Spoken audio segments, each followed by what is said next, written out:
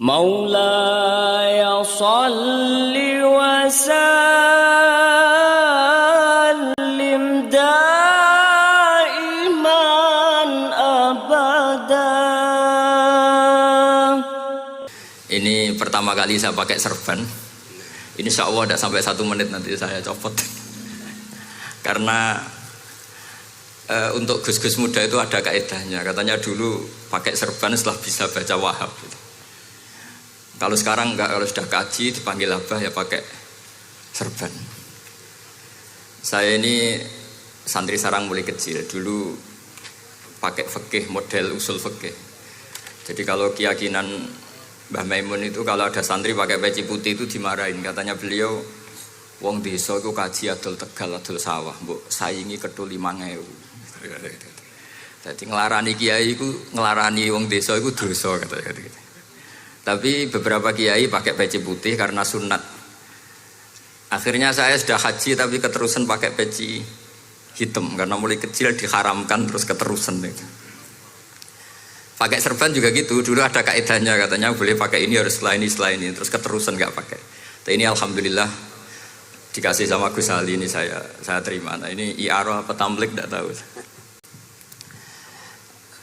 Teman-teman bahasa Indonesia Jawa bahasa Inggris ngono. Jadi bahasa Inggris favorit, understand juga. Jawa mawon dia santai-santai mawon dia. Nah, ini saya tidak tahu, saya harus istighfar atau harus syukur. Karena kenapa saya berpikir ini kalau butuh istighfar nopo syukur, mergi termasuk yang paling saya hindari itu acara seperti ini. Cuma ada 2% pengecualian, yaitu guru, keluarga, temannya bapak. Ini Gus Ali termasuk masuk kategori temannya bapak. Saya itu berkali-kali diundang acara publik itu tidak pernah mau. Satu, mungkin nggak bakat ya, nggak bakat juga nggak ingin. 2, saya tidak cukup punya kemampuan untuk menjelaskan konstruksi Islam yang utuh hanya dalam waktu 1 jam. Karena keyakinan saya ngaji itu harus khatam. Karena saya ini trauma. Kalau ngaji di depan, musannaf bilang kama sayati, sebagaimana yang akan datang. Setelah belajar di belakang kama sabako, seperti yang sudah kelewat. Sehingga gara-gara itu saya kalau sinau itu khatam dari min awali hatta akhiri. Karena yang satu di depan kama sayati, setelah di belakang kama sabako apa kama takotan.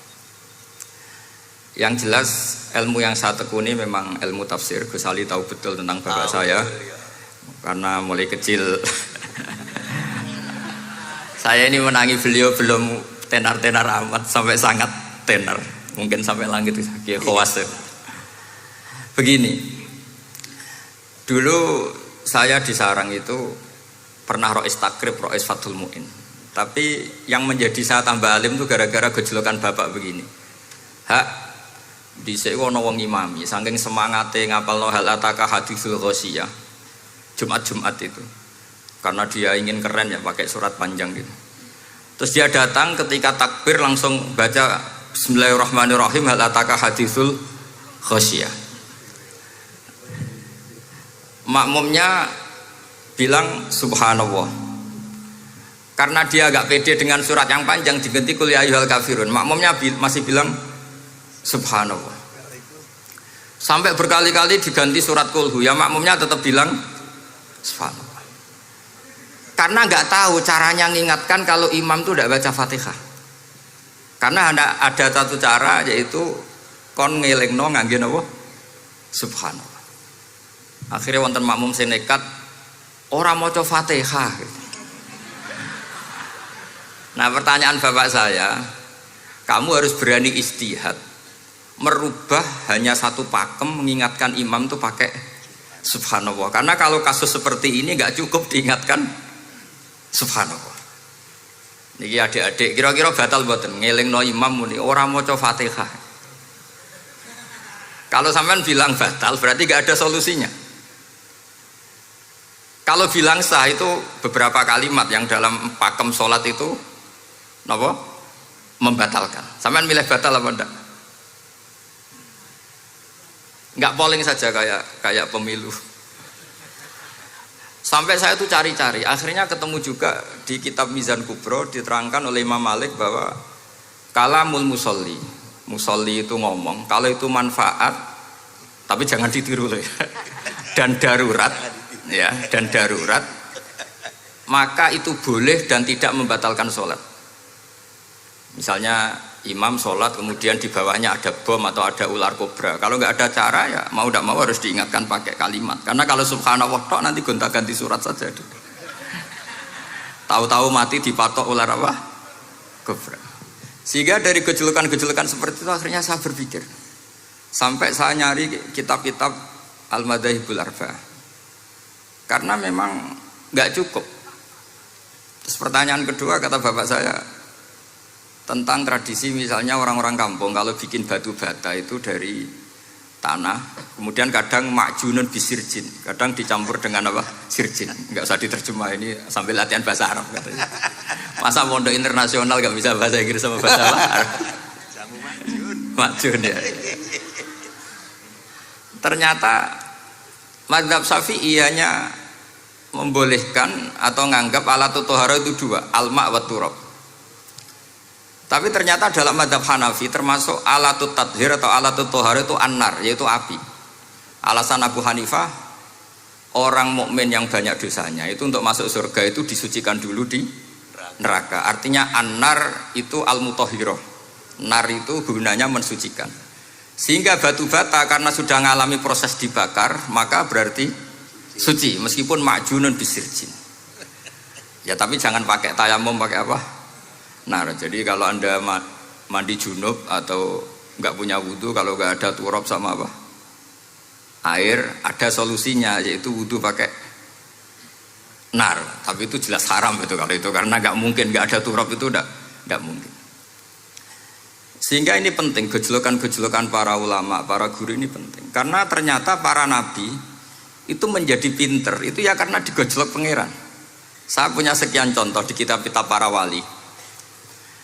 Ketika datang malakul mauti ke Nabi Ibrahim dan akan mengambil nyawanya, itu Nabi Ibrahim tangklet, kowe sapa? Aku malaikat. Ono apa? Ditugasno pangeran mencabut nyawa Anda. Terus kata Nabi Ibrahim, apa kamu tahu saya ini siapa? Ya tahu, Anda Khalilur Rahman, kamu kekasih Allah.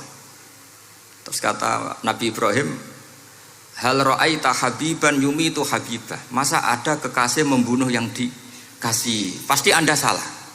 Ya karena malaikat nggak pernah ngaji di sini, di progresif ini, dia tidak bisa jawab. Akhirnya niki kalau pamit, niki kalau sembuh niki cekap, niki cekap, bingung, betul kulino nih bingung nih.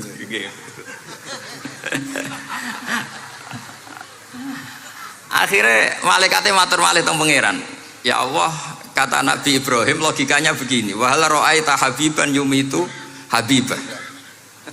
Mosok kekasih kok dipateni kekasih. Terus kata Allah gini, ya sudah bilang gini sama Nabi Ibrahim, sama Ibrahim. Wahal ra'aita habiban yakrahu ayyalqa habibah. Mosok kekasih kok ora siap ketemu sing dikasih. Akhirnya Israel datang lagi. Balik mana? Gini logikanya dibalik sekarang begini gitu. Wahal ra'aita habiban yakrahu ayyalqa habibah. Terus Ibrahim bilang oke ya, gak masalah, sudah. Artinya apa? Kita ini diajari satu logika. Logika apa saja? Ini Allah. Sehingga ya memang normalnya hidup tuh cerdas. Kata Ghazali, cerdas nyikapi apa? Realitas. Ini penting saya utarakan. Saya punya sekian contoh kecerdasan para nabi. Saya berkali-kali cerita, nabi yang sezaman itu sebetulnya 3, tapi yang ilmunya level itu hanya 2. Karena ada yang sezaman yaitu Ibrahim dan Lut. Tentu tidak level karena Nabi Lut itu pernah keponakan Nabi siapa? Ibrahim. Kedua Nabi Musa dan Nabi Harun. Tapi ini juga agak level karena Nabi Harun jadinya Nabi itu karena proposal Nabi Musa. Jadi proposal mulai dulu ya ada. Nah, Nabi Musa kita tahu adalah al-sak. Al-sak itu kalau ngendikan itu lesannya agak cedul ya. Cedul. Ini nanya jejer ke sana. Jadi kalau nggak bisa tanya ya. Bahasa Arabnya pokoknya al-sak, cedul ya. Cedul. Karena masyhur ya kita tahu cerita itu Musa yang kecil itu sebeling. Itu nak digendong Fir'aun itu dijabuti jenggote. Padahal masih kecil. Sesuai Fir'aun curiga dasar Bani Israel. Lama-lama dia memutuskan sepatah ini aja ini jelas darah-darah Israel. Kita tahu Fir'aun adalah orang Kipti, orang Mesir. Setelah berkali-kali gitu terus tanya gini sama Asia, ini anak ini sudah bisa mikir, memang dasar Bani Israel jadi gak suka orang Kipti. Orang bah cah cilik biasa gak masalah. Singkatnya terus dites ada jamroh, ada bara api sama apel. Sebetulnya Musa ini sudah tahu mau ngambil apel, tapi kalau dia ngambil apel dibunuh sama Fir'aun berarti bisa membedakan. Akhirnya sama Jibril diarahkan ngambil apa? Api jamroh tadi. Akhirnya agak ditelan terus menjadi lesannya apa? Jedul. Sampai sepuh jadi nabi tetap begitu. Makanya beliau ngendikan Rabbis rahli sadri wa yassirli amri wahlul 'uqdatam min lisani yafqahu qawli. Terus proposalnya itu tadi waj'alli waziram min ahli Haruna akhi. Sebagian ayat lebih jelas lagi yaitu wa akhi Harun huwa afsahu minni lisanan fa arsilhu ma'iya rid ayyusaddiquni. Jadi dan saudara saya Harun lebih fasih berbicara daripada saya. Jadi kualitas ilmiahnya bagus Musa tapi jubirnya itu Harun. Ya kira-kira kayak Mbah Lim dulu. Iya Mbah Lim. Ya. Jadi ini saya jubirnya Gus Ali, saya Harun, ini Musa. Maksudnya kaya karena sudah ada nabi. Singkat cerita karena Musa itu agak alsak sehingga Harun ini ya nggak levelnya. Padahal sezaman sehingga ya nggak pernah bantah-bantahan, nggak pernah adu argumen. Yang benar-benar nabi sezaman dan kemudian sering adu argumen adalah Isa dan Yahya. Kita tahu umurnya ya imbang, kualitas al-mazaya wal wa'il juga imbang. Nabi Isa kita tahu wa yukallimun nasa fil mahdi wa kahla. Mulai kecil bisa ngendikan ya sudah pinter. Nabi Yahya kita tahu ya Yahya khudil kitaba biquwah wa atainaul hukma sabiyya. Jadi sama-sama pinter. Wa hanana min ladunna wa zakah wa kana taqiyya. Itu dua beliau ini menjadi satu manhaj besar dalam Islam. Itu kalau main ke salah satu kampung, itu Nabi Isa tanyanya aneh. Aina syirarun nas? Orang-orang yang jelek-jelek itu di mana? Orang-orang fasik itu rumahnya mana? Kalau Nabi Yahya tanya, aina khiyarun nas? Orang-orang baik itu di mana? Akhirnya dua beliau ini saling berargumentasi. Kenapa kamu tanya aina syirarun nas? Terus Nabi Isa katanya, lah kenapa kamu tanya aina khiyarun nas? Terus kata Nabi Yahya, enak kancanan wong soleh, gak ruwet kan. Kancanan wong soleh itu kan enak, gak dibodoni, gak ruwet. Pemene kancanan wong mati, sering iso bodoni gitu. Masyhur itu cerita Gus Dur, Gus kenapa sering ziarah? Kancanan wong urip sumpek. Iya. Wong mati gak tau bejo. Wong mati ora tau bejo. Ini teman ziarahnya Bapak. Wong mati ora tau bejo. Ya. Itu ya ini santai-santai saja, rileks saja. Karena saya sudah tahu mau ngomong apa. Nanti kalau ingin serius ya ngaji sama saya, harus khatam biar enggak jadi korban kama sayati sama kama takodam. Akhirnya Nabi Yahya gantian tanya, kenapa kamu tanya aina syirarun nas? Itu masyhur beliau. Ini dalam kitab Tabaqatul Asfiya karangan Abu Nu'aim al-Asfihani. Riwayat Sufyan bin Uyainah, gurunya Imam Syafi'i. Jawabnya Nabi Isa unik. Ana an-nabiyyu, saya ini nabi. Biman zilatit tabib. Nabi itu ibarat dokter. Udawil mardo. Di mana-mana dokter itu cari orang sakit. Makanya di NU itu banyak kiai-kiai yang nangani orang-orang fasik. Dakwah ning gone wong nakal-nakal. Itu ya ada khazanahnya, asal gak keterusan katut gitu saja. Jadi kalau kamu niru Gusme itu sebenarnya konsepnya satu, asal ada bukti jadi wali dan tidak katut. Kalau enggak ya sudah usah. Gak usah wae kata Gus Ali sudah. Kalau enggak kelasnya jangan. Sehingga dua beliau itu jadi khazanah besar.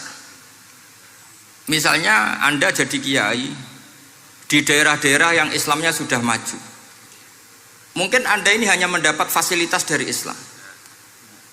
Makanya saya sendiri secara pribadi misalnya kecelok pinter, tah ranking, tah juara musabaqah tilawatil Quran, kadang dari sekian prestasiku untuk umroh mendapat. Karena kita punya prestasi di daerah yang prestis. Sementara teman-teman kita, makanya ini kalau ada santri progresif yang nggak pinter, tak kasih ijazah, tak kasih support. Barokahnya tidak pinter, akhirnya hidup di daerah tertinggal. Barokahnya hidup di daerah tertinggal, Anda muassisul ma'had, Anda muassisul masjid. Sing prestasi hanya mendapat dari negara, yang tertinggal malah memberi kontribusi. Akhirnya apa? Lama-lama ini yang prestasi coro Jawa ngatok tomak. Saya dapat apa? Sementara yang di desa tertinggal, saya bisa memberi apa? Sehingga Allah bikin wong bodoh itu ada rencana besar itu kira. Jadi mau orang bodoh itu gak ada orang-orang santri yang hidup di daerah-daerah apa? Tertinggal. Aman golek prestasi, golek umroh. Terus sambil sing imami Masjid Haram barang. Terus kapan dakwahnya? Karena yang diburu itu mendapat, bukan memberi. Ini bahaya sekali bagi Islam. Sehingga tradisi guru-guru kita, nah santri pinter ya dilem, santri bodoh ya dilem, santri bulet ya dilem, santri setengah bulet ya dilem, sekabeh kaulane pangeran. Kok ana hikmah dhewe-dhewe kata gitu.